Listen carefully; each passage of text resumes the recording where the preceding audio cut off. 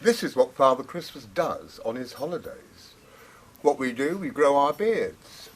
We get ready for the onslaught of the Christmas period. And this is just before August Bank Holiday. This is one of my little retreats, should I say. Somewhere near Battle in Hastings. But I've come to see a friend of mine today, and both of us have been doing this job as you-know-who for a very long time. We have the same ideas about how to play it, and we do like being called Father Christmas, because we're not a female Italian saint. So, why have I got the ball? Martha, who you can't see, has just been stung on the end of her nose by a bee, but still, not grumpy, wants me to throw it. You ready, Martha? Off you go. Like with all my programmes, we do like to have the animals in. Let's see you inside.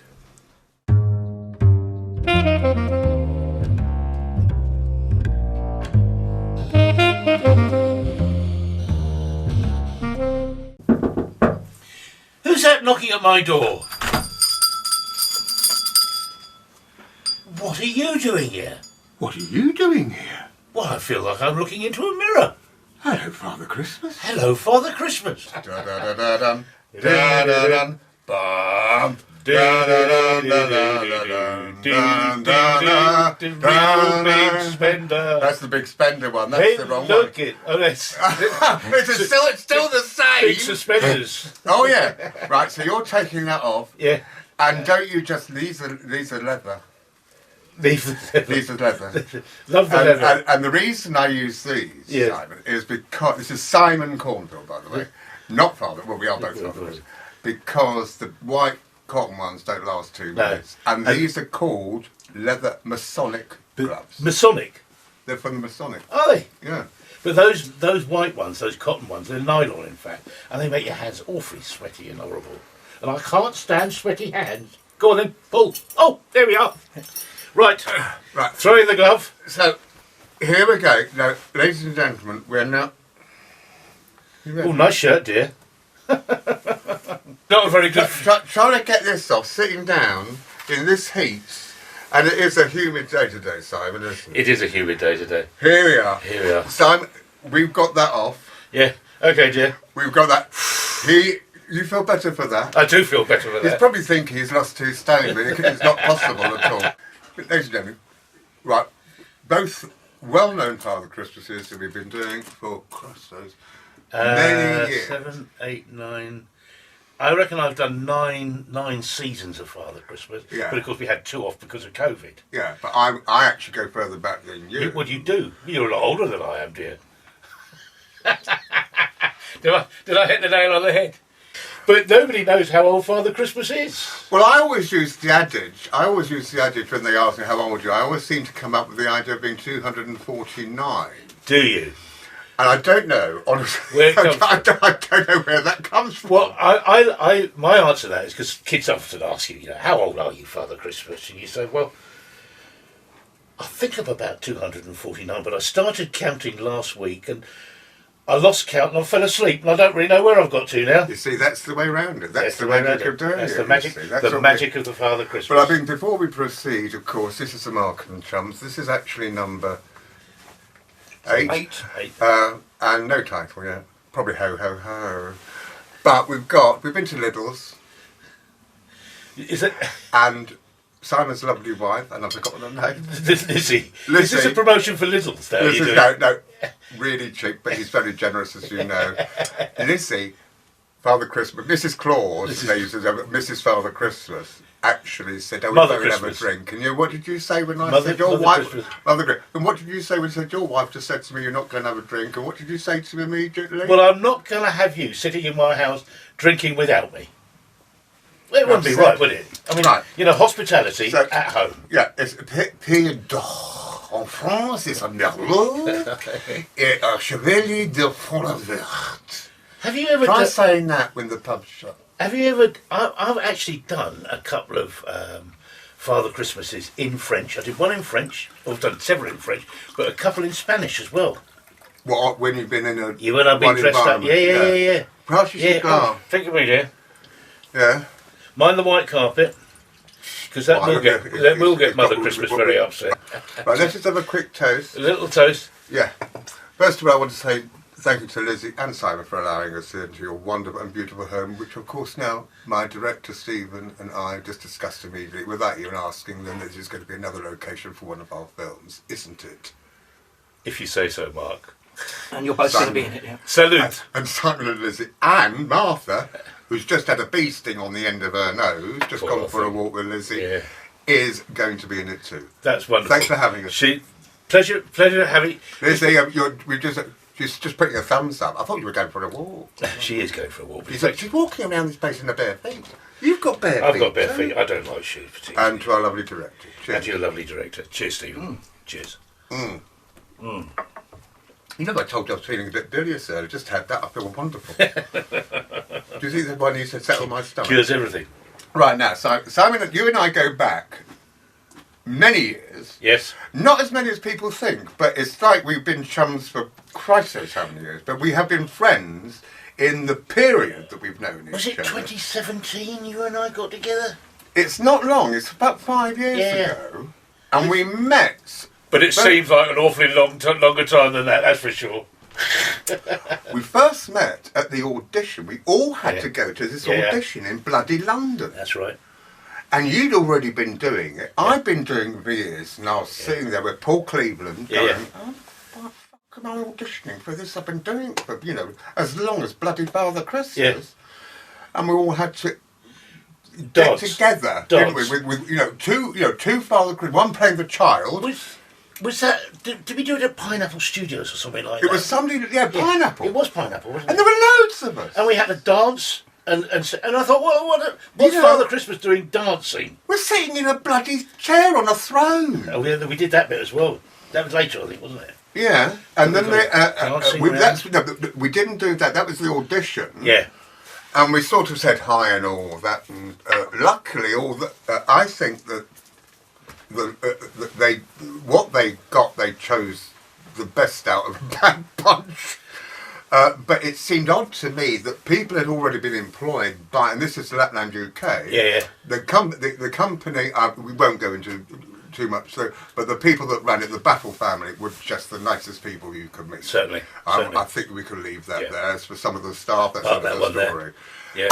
But they were so nice, and we ended up all being employed. Well, you and I we got talking because you said something about coming up from Brighton, and I said, I live in East Sussex as well. So I think we got talking about that right at the very beginning. And Battle. And I that's right. And I seem to remember you and I got it because we said, this isn't a job for us, it's all about the children. Do you remember, us saying that? Which is it? It's the magic for the children. It's the magic for the children. And even some of the rules and regulations, because it was a little bit, for Lapland UK, a little bit like being in the army. Yeah. They had such strict rules and regulations, which of most you and I completely ignored. Because if you don't know how to relate to children, you're in the wrong job. You're in the wrong job. And we were, in my eyes, Simon, the right age. Yeah. Yes, there's a lot in that. Now, that's the problem, because they were employing people who were 25 years of age and afraid. Yeah. And I think the other thing is, Mark, you've got to... kids are they're very observant, they're very bright, they're, sophisticated. They try and catch you out all the time, don't they? And where, they come up with, how old are you? We just cover that one, we cover that one. How old are you? And how do you get round the world in one night and all that sort of. So you've got to have your sort of stock answers ready for them, haven't you? Which we've done over and over again. Sometimes is that being compartmentalised? You could. Right. The answer to that is because you see hundreds in a day. Yeah. And you might have the same question asked you 4 times in a row, and then 4 times later in the day. Absolutely. And of course, now that I'm doing it up in Tunbridge Wells, there's a queue of people waiting, so they're actually listening to what you're saying. So if you don't get it right for the second time round, it's not what you said earlier on, and things like that. Well, let's go to Tunbridge Wells in a moment, because we then went to we got the part to say, although you'd already been working. Well, I've been working down at Lambhurst, which is where they started off. Yeah. And they realised that Pure water wasn't exactly the right place for them. Anyway, they managed to get the Crown Estates to rent them the site that you and I know up in near Ascot. Wonderful. Fantastic. But of course they had an enormous amount of battles. They had an enormous amount of fight because they weren't allowed to chop down a lot of trees, and they had to make walkways that were safe for the you know people with disabilities and all that sort of thing. To get them round there, and that was a job in itself. I think they did have that very good guy that built all this stage thing. That he came from Brighton as well, didn't he? I thought he was a very good bloke, and of course they had that right hand lady called Rhonda, who I thought was very good. Yeah, I think it's very difficult because it's a job where you're an actor, but you've also got to be on the button of being able to deliver the family show. You know, it's a technique that a lot of people are not very good at. I don't mind saying so. No. But people think they are. That's the problem. Well, it's we did a program about a similar thing on the same series. Yeah. And you know this thing about the difference between Santa Claus and Father Christmas. Father Christmas. Yeah. Now you and I know it's Father Christmas. Santa Claus to me is, you know, an Americanism. Yeah, it's a Coca-Cola advert. It's a Coca-Cola advert. And of course what a lot of people seem to forget that St. Nick was actually Turkish. Correct. And it was nothing to do with Lapland, North Pole, Iceland or anything like that. No. But he was the patron saint of children and patron saint of giving. Yeah. So that's where that comes from. But it does really annoy me to be Americanized. Yeah. And it is a technique that, you know, and what I call the Brian Blessed version of it, which you can have some very good 14-year-olds who I still believe and are scared to death of the booming factor. Well, do you remember the other thing, Mark, is that we used to get the people with disabilities, and I remember we had 5 or 6 chaps came into us, and I think the youngest was late 40s, if not 50, and the oldest was 70-something. But because they had learning difficulties, they had mental ages of 10 or 12 or whatever it was. Yeah. And therefore you're confronted by these fully grown men that are actually still in their mind children. And it's things like that. They threw quite a lot of odd swerve balls at us, I thought. Oh yeah, yeah. Which I didn't mind at all. Well, I liked it because it made it different. Yeah, because you know what I always used to say, and although I mean the one thing I did like that what we did at Lapland is they called them small folk. Always small folk. Rather than kids and all that. Yeah, big folk and small folk. Yeah, none of these high fives. And that's really Americanizing it. If it's all that high five. But what you did get is when you had people with learning difficulties, whatever you want to call it, people who need just a little bit more special, what you do is push yourself a bit more. That every child that comes in is different. And of course, what I would say is, with some of the small folk, you get the smart little brat. Yeah. Who then I would make a joke of it to the parents when I said, well, I hope he's not going, or she is not going to quote the whole of the Argus toy catalogue. Because then you're bringing the parents in and the relief that comes from them. Yeah, but, you know, the magic has to be for the child. The magic for the child is the all-important thing. But you're going back onto your thing again, where we call the small folk and big folk. Because in this day, it's not unusual that mummy and daddy may be a man and a woman, or 2 women or 2 men, you know. And therefore, I actually remember one of the first years I did it, I was saying, you know, what would mummy say? And I suddenly looked right, because I hadn't looked at him, but looked at and it was a bloke, you see. And I thought, oh my God, how on earth do I get out of this one? But of course you do, and people are very acceptant of the situation.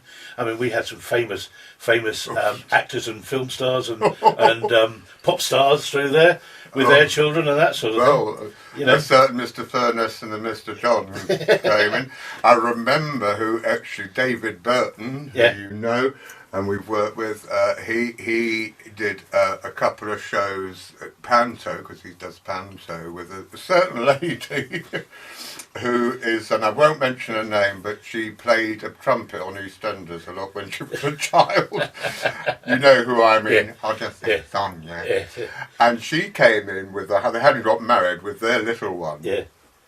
And I looked at the little girl and I went, so, knowing who it was, I said, so, what would you like to be, you know, when you finished at school and played with your chums and all that? And she sort of looked like that, looked at Mum, Sonia, and went, I'd like to be an actress.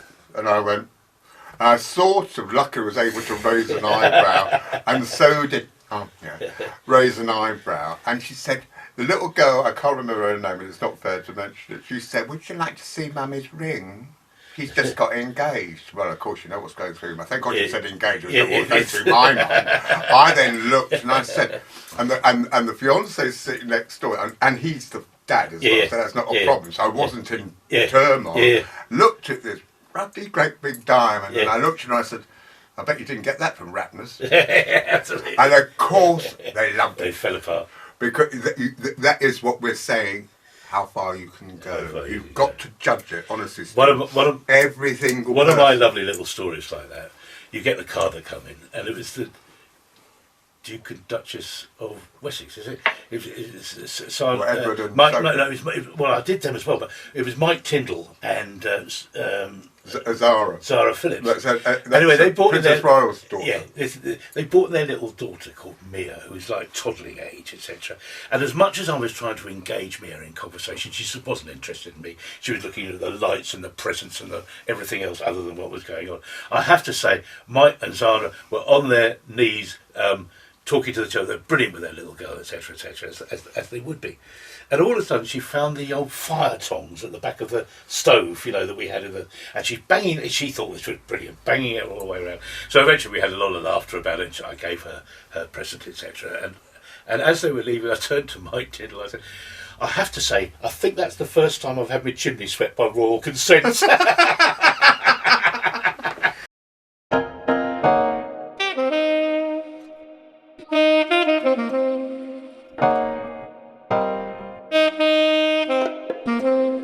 Well, very often, of course, you're in a situation where on the card it will say, can you ask little Johnny to sleep in his bed all night? Or can you ask him to clean his teeth? Or can you ask him to do something? And you think, hang on, I'm not a flipping social worker, and they actually so believe in Father Christmas. Yes, Father Christmas, I'll make sure that I stay in my bed all night. I won't go into Mummy and Dad's bed and that sort of thing, So you do a bit of social working as well. Well, I've appeared as character on, I've just done a Marc and Chums with Andrew Kay, which we're having to do a number 2 with him because we've got an awful lot more to say, haven't we, Andrew?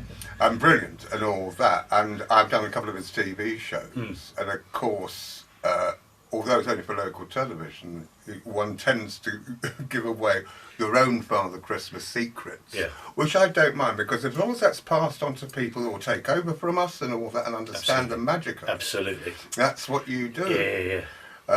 And occasionally I look at those and I think to myself, if it's just been off the top of the head, if you're not on camera, you're not doing it on television, you're there, you suddenly, when that person or that little one's gone away, you suddenly say, you did well there. Yeah. But I mean, I find it quite extraordinary that there is also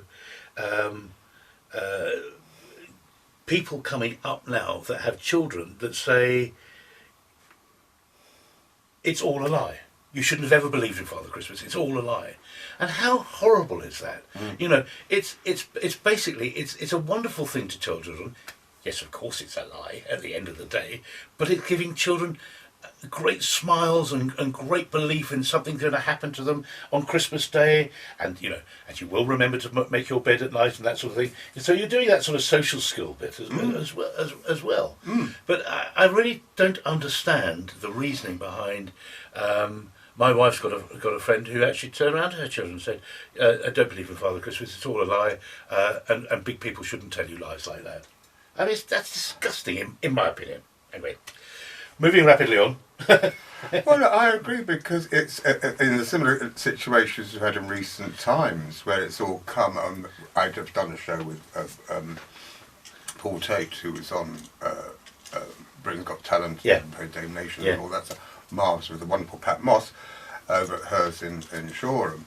And what has come up recently is all this business about drag queens Yeah. telling stories Yeah. to young children, and all this. Isn't that awful? And all that. All these parents have said, well, hold on a moment. Why is it then you take your children to pantomime where everyone's It's cross-dressing. Everybody's a cross-dresser. Excuse me, and that's been going back. Even in Shakespeare time, all the men had to play women. Yeah, that is I don't absolutely understand where this so-called PC business comes from. Oh dear, I'm now going to go into a political situation that I perhaps shouldn't go into. But you know, that's fine. But you know, history is history. Leave it like that. Mm-hmm. You know, we all know now that slavery wasn't correct. Mm-hmm. Yeah, but it's part of history, and it's doing no good for people putting down monuments and saying that we won't support that any longer. And you know, it is amazing. Even someone like David Attenborough that says, you know, I used to capture wild animals and bring them back for zoos. Well, of course he doesn't do that any longer.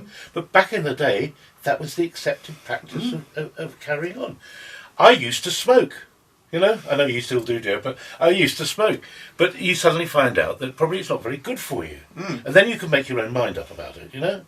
And a lot of these things, this is history, this is things that we're evolving with, we're learning. And I've still got a diesel car, and I probably shouldn't have, you know, to save the planet. There's two bloody great big cars out there, and you know what? Not a reindeer in sight apart from Martha, and she's got a bee stick on the end of her nose. No, but I agree with you. At the end of the day, it's history. You know, it is. You know, and the only time I smoke is if I have one of these. Yeah. I don't bump start my lungs in the morning. No, I was the same when I was smoking, because I was in a business where I was talking to people all the time, and you didn't really want to be smelling of alcohol or cigarettes. So I used to go right the way through the day and take off my tie, go to the pub, have a couple of beers and a couple of fags to go with it. And then I went back and I was friendly towards my wife, where I probably wouldn't have been when I'd been picked up beforehand. Hold on, that's just kicking in now. I told you, all Father Christmases can be really naughty old buggers. We are human after all. Well, that's the whole thing. I mean, and that's the one thing about Father Christmas we have to bring to the part is humanity. Yeah, humanity. Understanding, caring, that kindness. That was a good thing with the battles. Do you remember they got all the kids, and number one, they sent him an invitation to come and help Father Christmas because he was so busy, and the parents used to put it in the deep freeze and give him the letter, all frosty. But when they arrived on site, they arrived with their good list and they put them into two groups, and then they go through to the ecology tent. Do you remember that? How Father Christmas is trying to save the planet. And the battles were very, very clever, in my opinion, because the actual story of Father Christmas is really very weak at the end of the day. As you mentioned earlier, you know, it's not Scandinavia, it's not Lapland, it was actually a Turkish saint. Yeah, St. Nick. Funnily enough, I had a guy in my last job who actually came from the same village where St. Nicholas is buried. Yeah, Turkish bloke. Anyway, moving rapidly on. The amazing is that all the Greeks and all the Turks, there's always go round to Big Nick's. Yes. That's an old one from round the Horn. Remember that? My younger son's just flown in from Sydney, Australia on Friday. And his main office is in London, so he has to come back there a couple of times a year. And we went up. We've got a lovely local pub up the road. I put a good word in for the local pub. Go on then. We had a what's roast. It called? The Ash Tree Inn. The Ash Tree Inn up the road. Now you love this one, Mark.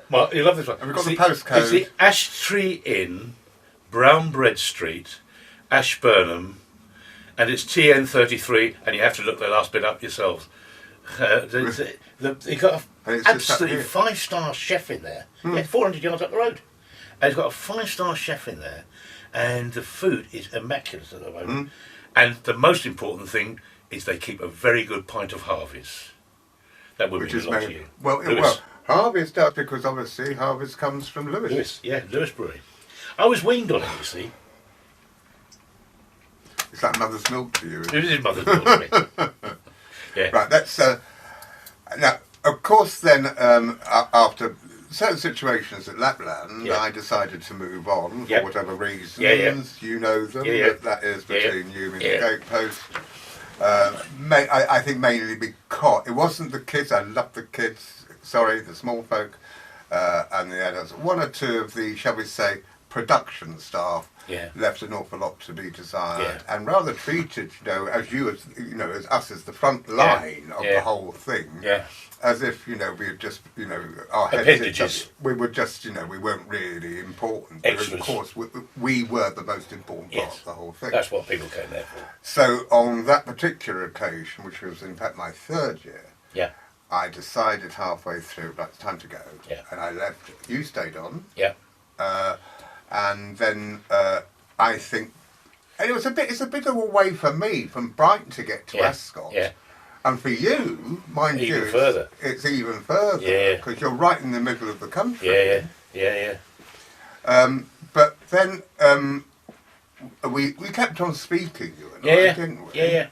Which is always a delight. Kept the lines of communication open. We always do. And then I was then offered, this is a few years ago now, Tunbridge Wells. Yeah. At the Royal Yeah. Victoria Yeah. place. And you got another job at the time, hadn't you? You were working. Mm.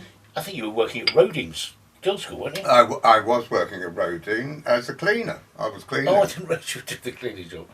I didn't realise that. Yeah, I actually was cleaning, and I was doing that because I didn't mind it. It was in the evening, 4 hours, got Yeah. paid well for it, Yeah. and all that. And that was on agency. You know what they did to me? On the Monday, and I was going off anyway to do ho ho ho. Yeah. The woman said to me from Roding, she said, "Oh, Mark, do you mind? We've got a new person coming in. We'd like to train them up to your standards." Yes. And we won't need you after next week. And I went, "You can fuck off." Yes. F&O. And I actually did say, "You can fuck off. What do you think I am?" Yeah. I said, "Why didn't you employ me?" Yeah. Yeah. That was just ill-mannered Yeah. and awful. Well, it's a trouble. So at the end of the... But then I was offered Tunbridge Wells because I had the... That's right. We had the much bigger beer Yes, then, you did. Yeah. We can sort of... Well, it will be all right by the time it comes to November when we start. Yeah. 14th. Yeah. Whatever. I start July the 1st to grow this. I'm obviously. I'm going to grow this because some silly cow goes, "Oh, Mark." So they know I've got the bone of drag and all that. Or can you? Because I've got the yak, which you kindly, because I lent it to yak, you. yeah. Proper beard that was. And it's vintage. Yeah. And you looked after it. I did. Well, it's out there somewhere. Is it? I thought we might have to bung it on, but I don't think I've got any spirit gum. Oh, we're on this I'm so pleased you haven't. But I used to stick it over my beard. Yeah. But at the end of the day... That was the worst thing about that job for me. I hated doing that. And when I went in and I had the beard, they said, "Oh, well, you've got to..." I said, no. I said, this was this so-called makeup person. I said, "How long have you been doing this business, dear?" And I said, "Excuse me, 1964, as a child, I do know how to put 5 and 9 on, crimson leg, number 50 down the nose, all that shit. Don't tell me how I can and cannot put spirit gum over a real beard. Yeah. Because you won't even know." But at the end of the day, I then decided, I walked out because I was treated so badly. One of our other friends, who will remain nameless, wasn't very well. And when I pointed out, "Oh, you can't talk about it," I said, "Well, you haven't talked. He's talked to us about it, and you've not talked to him about it, and you've not brought it up, and you treated him just as badly. So I'd rather not work." And it wasn't the battles; they were lovely. No. It was the rest of those people that got so up their arse, really, that not all of them, but a lot of the production staff were not nuts. They were striking out their own little empires. That was the problem. That was the problem. Yeah, and you got people that had come out of theatrical college or whatever and thought they knew everything, and that is a fact of life, isn't it? You get people that come out of I was told this university. Yeah, exactly. Yeah. Yeah. Oh, exactly. Yeah. I actually got a place at RADA at one stage in my life. Did when I you? first did. Well, did they throw you out before you got in? Yeah. My dad refused to let me go. He said, "You never make any money there." And You won't at RADA. They want, afterwards. Yeah, I got a place. But that was the point. And the fact is, I have never been trained as an actor. Ever. Really? I just fell into it. Yeah. And I recently was approached by a very big agent who will remain nameless, who was asking me all these questions. Only, got a nice place. He's got a nice place in Cyprus. Yeah. I'll say that. And he said, well, you seem to be doing quite well for yourself and all that. And I just thought to myself, I see what you're wanting. You're wanting, to get big monies out of people that go on telly and all that. So you're not actually interested in individuals. Yeah. Having looked at his his book, Yeah. because I can tell you, I've never seen. Not that telly's important, because telly doesn't pay a lot of money. No. A lot of people think, Yeah. it pays an awful lot, but it doesn't. So at the end It's of the film the day, industry where you get the real money, isn't it? well, yeah, it depends on what you're doing. Yeah, of course. I constantly keep on putting the television on, and I find an old film I made in 1968 on again. Yeah. And I go, I was saying the other day on Facebook, I said, I wish we got residuals, but there were hundreds of us kids in that film. Yeah. And the film Oliver. Yeah. And all Yeah. that. And it was on the box again, and I said, who will buy my sweet red roses? No buggers these days, I tell you. What are you laughing at?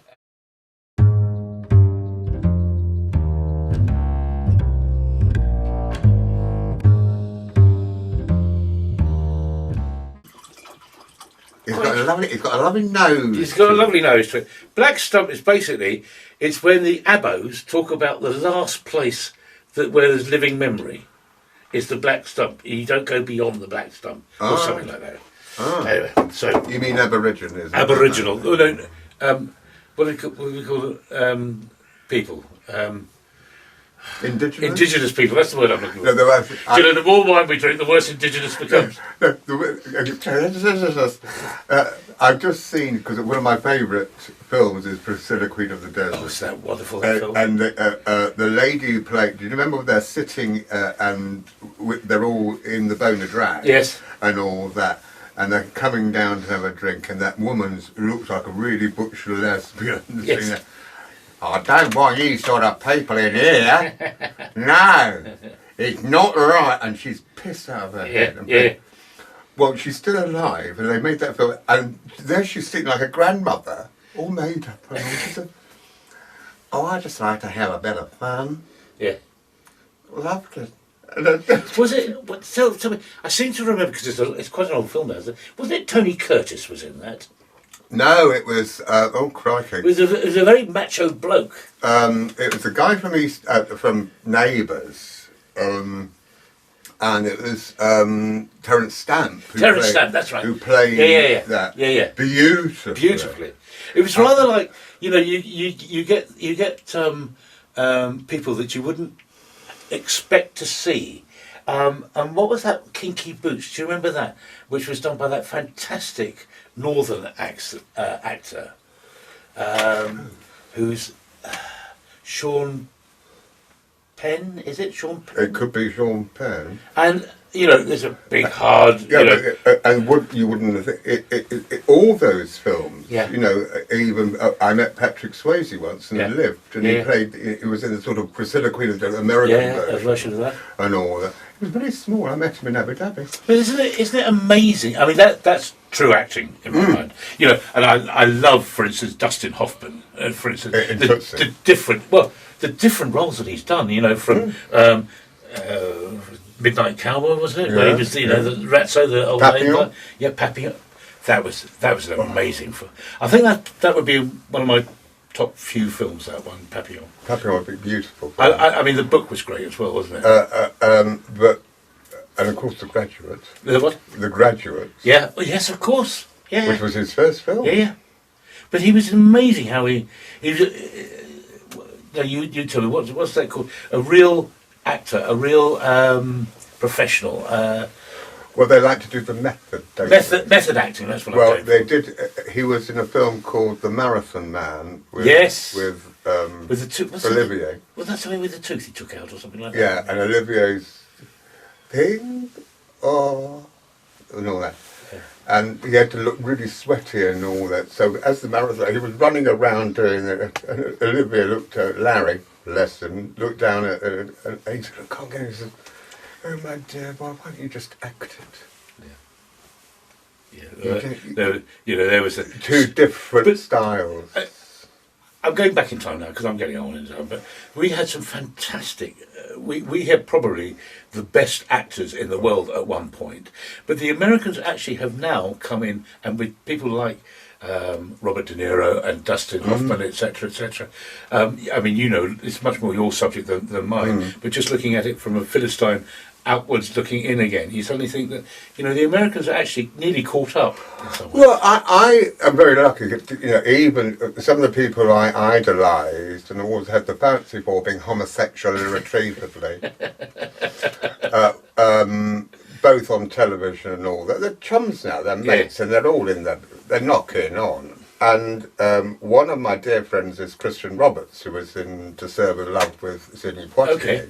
Yeah, he also was in the film for Hammer, The Anniversary of Bette Davis. Okay. And he has to play her son with Jack and all these other wonderful actors and all that. And the wonderful thing is, Bette Davis didn't like working much with the director, but she loved the actors. Sheila Hancock's in it. Yeah, wonderful. And she didn't want. Bette Davis did not want Sheila Hancock in it. Yeah. Although Sheila had done the stage version. Yeah. But then changed her mind and said, right. But I said to Christian, who is still a delightful man, moved out to Barbados and all that, opened a lovely restaurant there, made a couple of films out there, and he's worked with everyone, and his book is Thank God I'm Not Famous. Yeah. But in the anniversary, because the matriarch is such a cow played by Bette Davis, she, as you know, smoked like a paratrooper. She actually snogs him.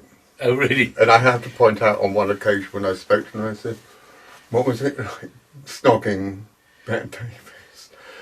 I didn't get a formative answer, but I have a funny idea. It might be like, he didn't say anything. I thought, in my mind's eye, I said it probably must have been like snogging an ashtray. Yes, yeah. I was in the estate agent Tunbridge Wells for 40 odd years, and I had a flat above the estate agency office for a little while, and we had a friend of mine who was a bit down on her luck moved in, and then she suddenly said, "I've got this 6 foot blonde Simon," because I am a heterosexual, and at which point can she move in? So I said, well, we've only got 2 beds, but yes, of course. So anyway, she moved in, but within a week she then moved in her fella. It was a bloke called Anthony Carreras. Ah. Now his dad was Sir Carreras. Michael Carreras. As in Hammer Horror. Yeah. So it's all coming out. Oh, it's all coming out now, dear. Yeah, and I know, and of course my Christopher Carreras went on and made quite a lot of films as a cameraman and that sort of thing. Yeah, but my dad's next door neighbour was Peter Cushing. Really? He was a great, wonderful actor. Wonderful actor. But that's the whole thing about. I put on Facebook the other evening because it was yesterday. I was very lucky in my youth, not just being in Oliver or anything like that, although Blink and this. The fact is, I was allowed to go to premieres, film premieres, mostly in Leicester Square at the Odeon. Yeah. Excuse me. And on yesterday was Diamonds Are Forever, which I went to the premiere of. Okay. And they put on some of my friends or followers, what do you call them? Yeah. The wow emoji. And I said, what do you mean wow? I was just very lucky boy. And the only reason, I said, that's not the only one. And then I listed all of the premieres. The only one I couldn't go to was The Godfather. I was too young. Yeah. And the only reason I went to Chitty Chitty Bang Bang, Diamonds Are Forever, Live and Let Down, The Man with the Golden Gun, because not The Godfather, unfortunately, was because my dad printed the souvenir programme. Oh, really? That's the only reason. See, that's another reason that it goes round in circles, doesn't it? And you just, and people go, wow. And I said, I was just very lucky. Mm. But I've been to several more since then. Being in the right place at the right time and all that sort of thing. Yeah. It's kind of what it's all about. Kind of what it's all Now, about. I know something about you that a lot of people don't. Well, they don't know on this. Lovely It's nice wine there. Are you gonna start me with yours to begin with, or shall I start on a different story? No, I'm just going to actually ask you about your music.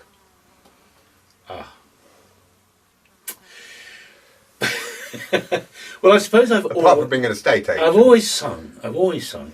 As a little boy, I was a choir boy and sung in the choir in the local church and that sort of thing. And did arias and that sort of thing. Oh, for the wings of a dove and all that sort of thing.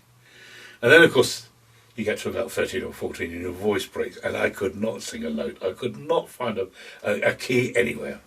And I sort of went off it a bit. And then about 18, 19, I suppose, I started singing a lot in rugby clubs after games of rugby club. And I know all the words to all the songs. And I was reasonably well known in the Sussex area for leading the singing of some very nefarious sort of songs. But then back in 2019, my local landlord in Frant, he said, I ain't paying £1,000 for a bloody discotheque for a millennium. He said, I'm gonna bloody close the club and fuck the lot of you.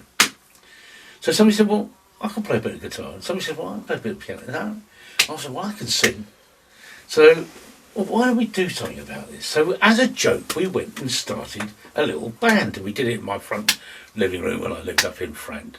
And we did probably a dozen numbers. And we thought, November, I went back to this bloke who lived with the landlord. I said, do you know, I think we can do this. You've got an act. I think we can do this. So he said, all right then, you bastard, we'll stay open. And anyway, so he had a big dining room, cleared all the furniture out, etc. And we put on a bit of a show. But my wife at the time, God bless her, with 3 other girls who were very game, they decided to do a routine to a Diana Ross number. Not Stop in what was it? Stop in the name of love, or whatever it was. Stop in the name of love. But they called themselves Diana Dross and the Soup Tureens. And they all blacked up, of course, and did all the bits. Oh, that's very naughty these days. Oh dear, you don't see that. There was one lovely lady who was an ex-BA air hostess, and Sally, you'll know exactly who I'm talking about if you ever happen to see this. She could not get the moves right with the wrong girl. And you know, I tell you what, that made it even funnier. It was like a pantomime show, it was. Because they did it to a backing track, obviously. Stop in the name of... And she got all the bloody things all the way. Or like they do, you remember steps. Tragedy. And I said, yes, you were. Anyway, so we did this, and we started in 2000, and then somebody said, well, actually, we've got a party going on, can you come and do it for us? And we've been doing it ever since. And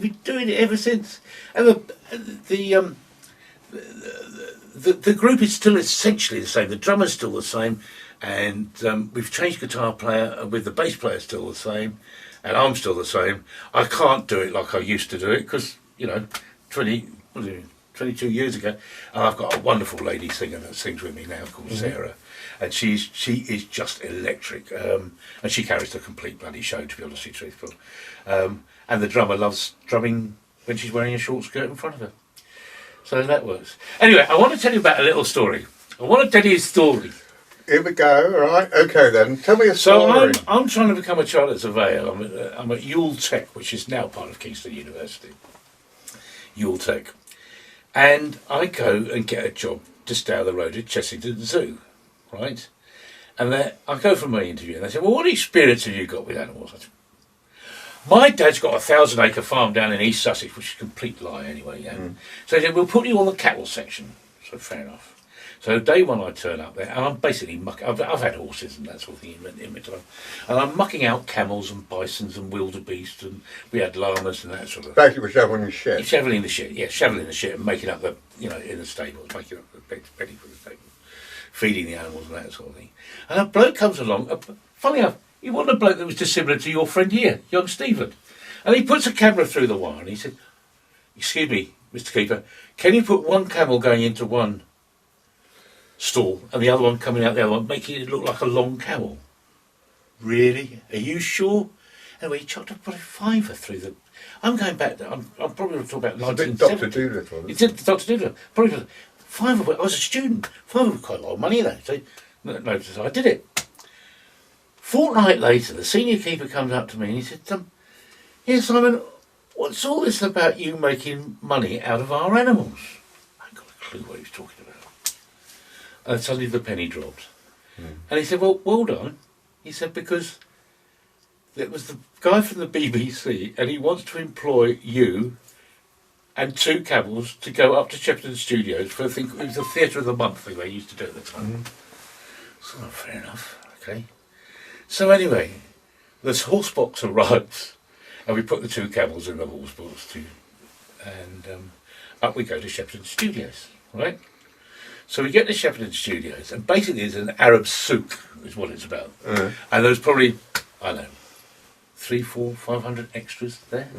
But in those days, the extras were predominantly gay, Mark, as you could imagine, right? So we got a situation, and I didn't know that a camel comes into rut, right? Like a deer does, right? Camels are very nasty animals at the best of times anyway. They bite, they kick, they spit, they're not very nice. But when they're in rut, they are particularly nasty. They're all frothy at the mouth. So all these guys go, take that nasty beast out of here, we don't want to work with him. Anyway, so all of a sudden I'm stuck, I've got nothing to do, right? So I'm feeding the camels, make sure they got water and one thing and another. I go to the canteen, etc., etc., etc., and there were some very pleasant makeup girls working in the canteen, you know. And alongside the shot that we were doing, the film that we were doing, they had Odd Job doing a scene, in the dungeon, right? So they got all these girls in Persian trousers, you know, baggy trousers, but they were naked from the waist upwards. But being the BBC, they were putting on false pieces, etc., combing the hair, and sticking sellotape, you know, the false pieces onto their little titties. Well, it's a marvellous job for me. I sat in makeup for a week. Watching this, can you pass me the sellotape? Hang on to that for me, time, would you? Really double-sided. So I love this job. But the best thing about the job was that I was getting paid by the zoo as an animal handler, but I was also getting paid by the BBC. But I didn't get an extras job, which was, I think, only about £5 a day. I was getting £7.50 because I was an animal handler. As a student, I was a pig in shit. Yeah, absolutely marvellous. So that's pretty much the end of it. Anyway, so rather than Stephen would understand this, we went right the way through. My mum and dad was going, it's called On the Way to Carawan or something like that it was called. And I told my mum and dad that I was on the Play of the Month. So they religiously sat up and they watched a 2-hour performance of this BBC Theatre of the Month. And right at the end, when the credits came up, they saw the back view of me taking a camel across the film set. And that was that. So not even the title? Not even the title. No. It's the back arse of a fucking camel. I've done 1 or 2 of those, Steve. I have an idea. Simon, I look at that. So that was that story. That's quite a funny story, really, back in the day. Well, a lot of people. I've had a lot of people that have done. I mean, I had one friend who was in the film Ab Fab, you know, from the series. Yeah. Oh, I did this, I did that, and all that. And of course, I went to the cinema because I quite enjoyed the series. It went on far too long. Yeah. The film wasn't as good as I thought it was. And then lots of complaints from this particular person, her name was, you only saw me elbow. I said, well, did you get paid for it? Yeah, I said, well, fuck off, then what are you worried about? Yeah. That is the egotism that I get really angry at. Yeah. If you've done it and you've been paid for it and you're not on it, it's ended up on the floor, well, that's the way it is, you know. Yeah. I mean, a lot of really well-known people have been, I mean, even thinking, let's say Diamonds Are Forever, there is a cut scene in Las Vegas with Sammy Davis Jr. playing the craps and all that, and talking about Willard White and all that. It's not in the film, but you can see all the bits that were cut out because the film was too long. Okay. And so there's a lot of continuity problems with it. I love the film. It's so gratuitous, Diamonds Are Forever. And Charles Gray's bloke up. The campest thing you've ever seen. He would have been Mr. Bond if you do the Portello chart. You know, all that. But all those, even big names get put on the floor. Yeah. It's when people who are down on that level think, oh, but I did this. But they may not have been big names at the time. That's the other thing, you know. You've got to earn your spurs, you know. Oh yeah, You know, as you have now. I mean, you know, through the Oh, years. I don't even look at it. And people say, it's like Doctor Who and things like that. And so what? Yeah. And it's often when people, and we've said this so many times on this show, they say to you, if they don't know, they meet you for a drink or you're sitting around just having a conversation like we are. They'll say, oh, who do you know is famous? That really gets on my fucking tits. It's not name dropping. Well, it's a job like anything else. We all pee and poop, even the Queen wipes her ass. My end of the day is, it's down to doing the job, making sure the audience is happy. Nothing to do with all this other. What is fame? I mean, what is fame? Funny enough, I had a situation like this quite recently in my local pub. Lovely little girl working behind the bar. Oh. And she was talking about somebody who was what they call A-listers these days, don't they? Yeah, it's a new expression to me. And I was saying, well, mine's not even on the alphabet. Who is your biggest A-lister? And she said, I can't remember the name now. The three sisters, Kardashian. I've never heard of them. They're all the ones with the big bums. Are they? Mm. And she said, well, you must have heard of them. They are really famous. They've got their own programme on television. Have they? Yeah, not one that I've watched. Yeah. You know, if you want to say to me who's famous, the Queen. Oh, she's very well known. Yeah, she's very well known. Mind you, it's been going back over 1,000 years, so what do we know about that? No, I get a lot of that. I also get, is there anything you've been in that I've seen? I said, well, I don't know what you've seen. Yeah, well, So, excuse me. I mean, what do you want to say? Should I do?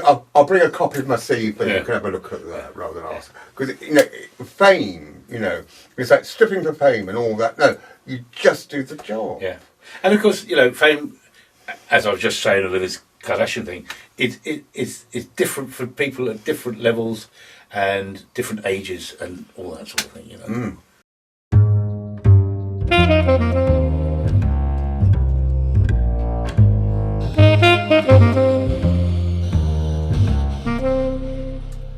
What is, if it's not difficult to ask, for me it probably is like the raison d'etre. What's your best advice for life? For life, living. I have to live every day to the full. My wife says that when she first met me, she said, it's the first person that I've ever woken up with that sings first thing in the morning. And she said, living with a rock star, which I'm not, but I can't help it. I wake up happy every morning. And providing I've got something to do every day, and that was the difficult thing in lockdown, I must admit. Yeah. You wake up in the morning and think, how am I going to fill my day today? And Liz is very good because her garden is her big thing. And she spends an awful lot of time. She's got a sign outside that says, I live in the garden, I just sleep in the house. And that is her raison d'etre. I love people. I love talking to people. I found lockdown very difficult because I'm a pub person. I'm a social person. I love going to the pub. Do actually, funny enough, Martha, my dog, missed the pub more than I do. Oh, really? Because she goes up with me of an evening and I'll have a couple of pints and she'll have a couple of bacon fries, which she probably shouldn't do, but she enjoys it. They've got to live a life exactly. too. And she just goes round and she sits on everybody's feet. She never begs. She's not a greedy dog. In fact, we find it quite difficult to make her eat. And she just goes around and sits, and you just say, do you mind dogs? Well, we live in Ashburnham, we're in a real country area. Everyone knows she's lovely, and she just goes, but she'll sit on your foot for 10 minutes, and you'll stroke her and pet her, and then she'll suddenly I'll move on to the next person, get a bit of friendship here. And isn't it wonderful? I mean, I'd love to be Martha in many ways. There's lots of legs I'd like to go and sit on, really, but that's for a different show, Mark. I think you'll find, Simon, this show has no boundaries. My raison d'etre is, as you wake up every morning. Yeah. I don't know about you, but because I've got a terrible bad sleep pattern, I've always had it since birth. When I was adopted, that's been on another show and all that back in the day, my adopted mother and father, George and Iris, used to have to take me round in the car to make me drop off. Yeah. They probably said to themselves at the time, what the fuck have we got here? Yeah. Then they got another adopted child, my sister Valerie. Yeah. She didn't have to go round the cover, but by that time she was young and I was and I was 3. Yeah. And I've always, ever since, had difficulty in sleeping. These days, now you can have a couple of these, and as you know, I drink tea by the bucket load. I don't drink wine but mind you, I'm enjoying this, like a vodka and all that. But the fact is, I find that if I'm just on the tea, apart from the peeing, I can't just go to sleep. So I've got to have either the iPhone on, because it saves money, or the telly on, which switches itself off. And I have the most extraordinary waking dreams. Yeah. And I go, God, I wish I could remember that. That would make a bloody good movie. I do exactly the same. Yeah. And I wish I could remember the dreams I have. But rather like you, if I sit down in the afternoon and I switch the television on, I'm asleep within minutes. It's, for me... Because it's a load of crap. I thought it's to do with, is it called Rapid Eye Movement, REM? They made a couple of very good songs. REM? REM. Going back again, it's all coming out now, isn't it? I don't remember you getting up in the morning and you're doing the time walk with your wife and you're saying, what are you doing now, darling? Just jump to the left, I'm just going to the loo. We do that number. We always keep that number for Halloween. Little jump to the left, little jump to the right. It's astounding. Yes, it's astounding. I love the beginning bit of that. Oh, yes, well, I'm going to do it for you. It's astounding. Go on. It's astounding. Time is fleeting. Madness takes control. But listen closely, not for very much longer. I've got to keep control. I remember doing the time warp, drinking those moments when the blackness would hit me and the thought would be falling. Let's do the time warp again. Can you do that to camera, please? Let's do the time warp again. It's just a jump to the left. Left. And a step to the right. I'd put your hands on your hips and bring your knees in tight. It's the pelvic thrust for sitting down, for it drives you insane. Let's do the time warp again. Oh, that's a fucking enough of that, I can tell you. No, I did that. I love it. But we said we were going to do things that we wouldn't actually rehearse and know and we certainly didn't know where we were going to with that one.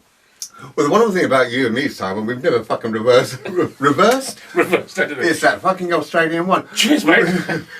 We're talking about reversing. We've never actually rehearsed anything in our lives. No, that's true. We just got on. Yeah. And the wonderful thing about, I think, the work we've done together, all them different concepts of the area we were in, because we were doing the same job, weren't we? You know, has always been that same attitude we've always had. Well, I think it's said to you off camera, Mark, you know, I did actually get a place at RADA when I was at school. I won the acting cup and that sort of thing. But my dad was very keen that I didn't go into acting. So he sent me into a state agency, which is bloody acting anyway. Precisely. So that's what but it's the wonderful thing with whatever people say. I dropped into this, as you know. It was just something, serendipities, I call it. Yeah. And I've been doing off and on ever since 1964. My point these days is, I never thought, because I was a casting director and an agent for a long time, I never thought I'd fall in back into acting until my husband said, why don't you go back to acting? And I told him, why don't you fuck off? And of course, when I did get somewhat successful going back into whatever the area is, he said, you know what you said to me then, son? Why don't you go and do something sensible? Well, that would have been my father. Yeah. Go and get a proper job. And that, but now he sees the things I do and all that. Oh. He would never come. I mean, we had a premiere once, didn't we? A get-together premiere, you know, just some people in Brighton. And Stephen said to me, why don't you bring him? I said, he won't come to that. No, not at all, no. Like the rest of my family, they'd be too embarrassed. Because they think it's showing off. Because they think it's showing off. My son won't ever come and watch me when I'm doing a gig. My oldest son, Really? he lives in Tunbridge Wells. No, he's far too embarrassed to come and watch his dad make a fool of himself. And I do dress up. I've got a top hat and a big cape and that sort of thing. Or I've got a Union Jack suit if I'm doing, something like a Jubilee. Jubilee. Because you see her as a Spice Girl. I don't think so, Mark. I think Well, no, you were talking about having wild dreams, but even those dreams can't get that wild.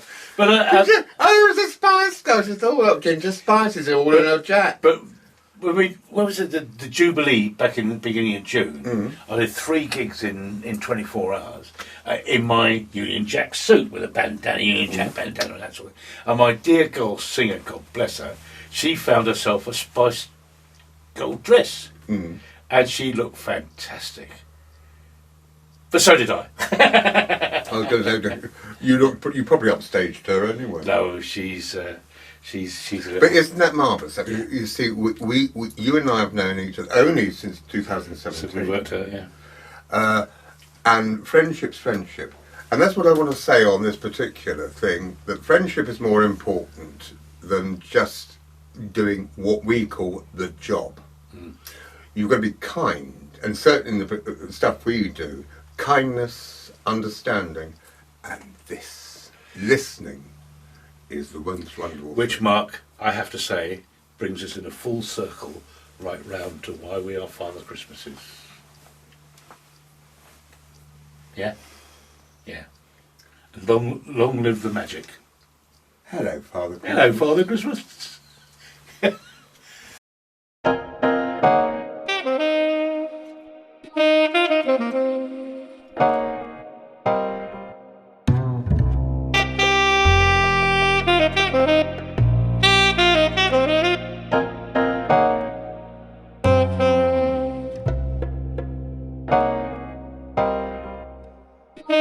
Thank you.